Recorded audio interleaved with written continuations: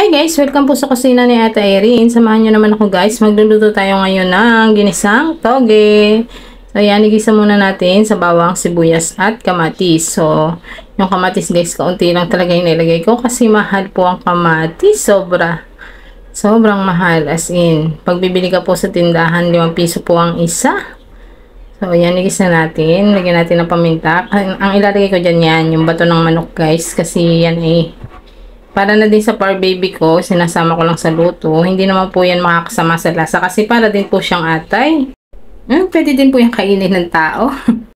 So, lulutuin po muna natin siya. Ayan, pagka tinaluto na, lagyan na natin yung ating piniritong topo. And yan, may konting piniritong chicken akong inilagay din dyan. So, yan, pre-night ko sila. Yan, isunod natin yung matagal lumambot. Yung sayote and carrots. So, lagyan na natin ng konting H2O muna. And then, takpan natin. Timplahan natin yan dyan. Pagkatimpla nyan, and alam natin medyo malambot na, ilagay na natin yung ating oyster sauce.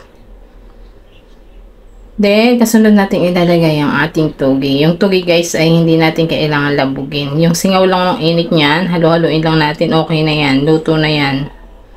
Di po siya tagal lutuin, madali lang po, singaw lang ng init, luto na siya. And guys, yung tugi po ay napakasarap na gulay, manamis-namis po siya, di ba? Pag niluluto natin, and napakasustansya din po niyan guys. Yan, simpleng ulam lang po muna tayo guys.